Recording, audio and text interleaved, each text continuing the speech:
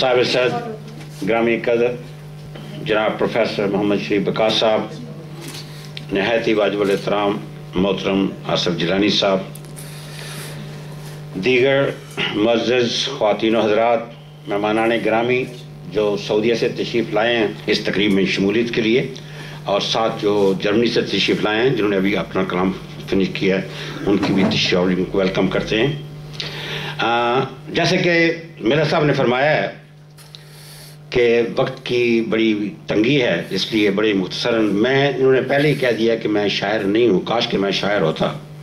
اس لیے کہ ہر آدمی it's not everybody's cup of tea to be a poet, let's be honest۔ چونکہ شاعری کرنی کوئی آسان بات نہیں ہے، ایک کپلیٹ لکھنا اور اس کا کافی ردیف ترتیب دینا it requires a lot of intellect, a lot of intelligence and a lot of far-sightedness as far as I'm concerned۔ تو میں یہی کہتا ہوں انگلش میں کہ it's not everybody's cup of tea، ہر آدمی کا جو ہے یہ نہیں ہے۔ بہرحال یہ ہے کہ مجھے خوشی ضرور ہوتی ہے کہ جب بھی مجھے یاد ہے جو رائے صاحب محمود آباد وہ اپنے ریجنل پارکس سینٹر میں مشاعرے کرواتے تھے اس زمانے میں،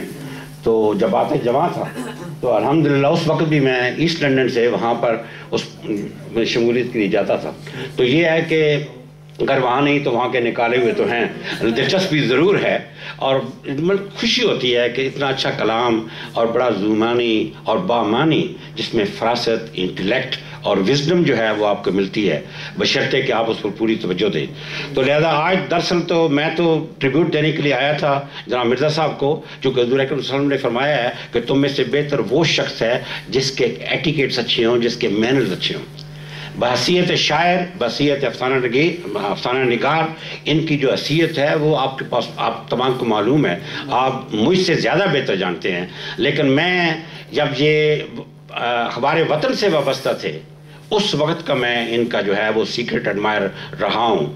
سمجھتے ہیں، اس لیے کہ ان کا افسانہ جو ہے جیسے قریشی صاحب نے فرمایا ہے، میں وہ ایکو کروں گا کہ ایسا پتہ چلتا ہے کہ یہ کریکٹر جو ہے کہیں ارد گرد موجود ہیں، اتنا نزدیک ہوتا ہے حقیقت سے۔ یقین کریں مجھے وہ وقت یاد ہے، بڑی پرانی بات ہے، ان کو شاید یاد نہیں ہوگی کیونکہ ان کے فینز بہت ہیں۔ میں نے ان کو ٹیلی فون کیا، میں تقریباً رونے والا تھا، ایسا اس نے افسانہ ایسا لکھا جو کہ حقیقت کے بالکل قریب تھا اور اتنا دکھی تھا، اتنا ٹچی تھا کہ میں بڑی مشکل سے میں نے اپنے آنسو پر قابو پایا۔ لیکن میں نے ان کو کہا کہ مرزا صاحب یہ کریکٹر جو ہے یہ یہاں پر موجود ہے، کتنی بے کسی کی حالت میں وہ آدمی رہ رہا ہے، وہ موضوع ڈفرینٹ تھا، میں آپ کو زیادہ ٹائم نہیں لیتا۔ تو آج جو ہے جہاں کے محرم کی نسبت سے میں ایک ربائی جو آپ نے سنی ہوگی بات اللہ، شاہ است حسین، شاہ است حسین، بادشاہ است حسین، شاہ است حسین، بادشاہ است حسین، دین است حسین، دین پناہ است حسین، سرداد نہ داد، سرداد نہ داد در دست یزید، سرداد نہ داد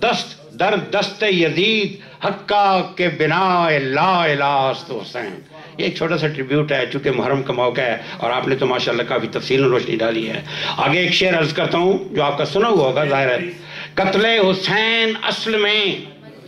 قتل حسین اصل میں مرگ یزید ہے، اسلام زندہ ہوتا ہے ہر کربلا کے بعد۔ باقی میں دوبارہ جناب مرزا صاحب کی خدمت میں آپ کا شکر گزار ہوں کہ جب بھی کوئی تقریب ہوتی ہے مجھے مدعو کرتے ہیں۔ It was quite a journey لیکن it's a pleasure to participate in your event inshallah and the best of luck with the launch of your new book.